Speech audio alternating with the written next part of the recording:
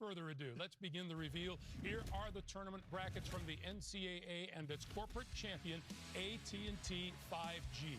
The overall #1 seed, Gonzaga, with the Bulldogs playing in the West region. First and second round, Portland, Oregon. Here comes Gonzaga. And we know what kind of a day they had championship night a year ago. They're looking to switch that around. All right. So, Gonzaga, our #1 seed in the West, 5th #1 seed all time for them. And they will go up against the 16th seed, Georgia State Panthers, out of the Sun Belt Conference. After beating Louisiana in the Sun Belt Tournament final, the Panthers have won 10 straight entering the tournament. The #8 seed, Boise State's Broncos, out of the Mountain West, won their first Mountain West tournament title, make their first NCAA tournament appearance since 2015. They will take on the Memphis Tigers, out of the American Athletic, 21-10 on the year. Coached by Penny Hardaway, Tigers go back to the NCAA tournament for the first time since 2014. First and second round games in Buffalo, New York on Thursday and Saturday. The #5 seed, UConn Huskies, out of the Big East. They had big wins over Auburn and Villanova, those wins accounting for part of the Huskies' 4 Quad 1 wins. They will meet 12th seeded New Mexico State, the Aggies from the Western Athletic Conference, 26-6 on the year. For share of the WAC regular season title, they won 14 games. The #4 seed, the Razorbacks of Arkansas, out of the SEC. The Razorbacks enter the NCAA tournament, winning 14 of their last 17 games. And they will meet veterans of this time of year, the Catamounts of Vermont, out of the America East. A year ago, Arkansas got a first-round scare from Colgate. Vermont plays a similar style with superior talent. Hogs better be ready. So, first and second round now in San Diego, California, Friday and Sunday.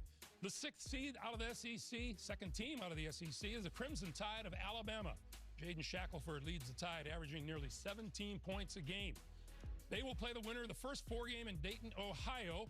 The Rutgers Scarlet Knights will be there. Out of the Big Ten, for only the second time in school history, the Scarlet Knights make consecutive NCAA tournament appearances. Some people had them, some didn't. Well, they were a bubble team, and those are your 2 bubble teams. And all props to Steve Pikiell for holding this watch party. Yes. It could have been a disappointing one. Their 6 Quad 1 wins were huge, and Notre Dame's overall strength of schedule and that 2-point win over Kentucky put the Irish in the field. They will go up against the Fighting Irish. Coach Mike Bray taking Notre Dame back to the tournament for the first time since 2017. Moving on down the bracket, the #3 seed out of the Big 12, the Red Raiders of Texas Tech. They fell to Kansas in the Big 12 tournament final, but they are the 3 seed, and they will meet the Bobcats of Montana State from the Big Sky. Bobcats making their first NCAA tournament appearance since 1996. Welcome back to the Big Dance. First and second round games in Greenville, South Carolina on Friday and Sunday. The 7th seed, Michigan State, the Spartans from the Big Ten. Coach Tom Izzo ties Mike Krzyzewski's record for consecutive tournament appearances at 24. And they will meet the Wildcats of Davidson. The Atlantic 10, Coach Bob McKillop, his Wildcats, their second A-10 regular season title, 27-6 on the year. And rounding out this bracket, the 2nd seed out of the ACC, the Blue Devils of Duke.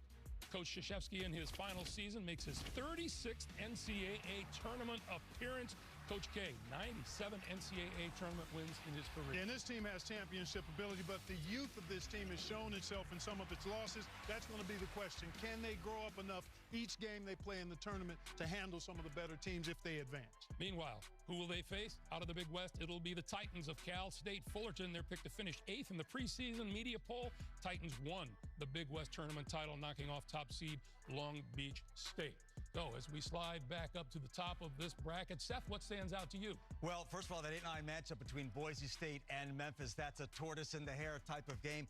I like Boise State to win that game, Clark, which would set up a potential second-round game against Gonzaga. Boise State coach Leon Rice used to be an assistant coach under Mark Few. And how about UConn and Vermont getting to play in Buffalo? A little bit of a home court advantage. A little bit of a home court advantage, but that New Mexico State team is really dangerous. The Aggies have a number of guys that can make it happen. Teddy Allen is a terrific all-around player. Johnny McCants is a guy in the middle, and they've got an outstanding guard in Jabari Rice. Keep an eye on New Mexico State. All right, in the lower half of that bracket, Michigan State, Davidson, Duke, and Cal State Fullerton. Yeah, I like Davidson to beat Michigan State, a really efficient offensive team. We saw them today go down, and I think that potentially further in the bracket, Texas Tech is exactly the kind of team that I think would give Duke trouble because they're old and they're physical. I think Texas Tech And you're going to wins see some of that throughout the bracket because of the transfer portal. Teams have been able to get better, quicker, and older. So a lot more good teams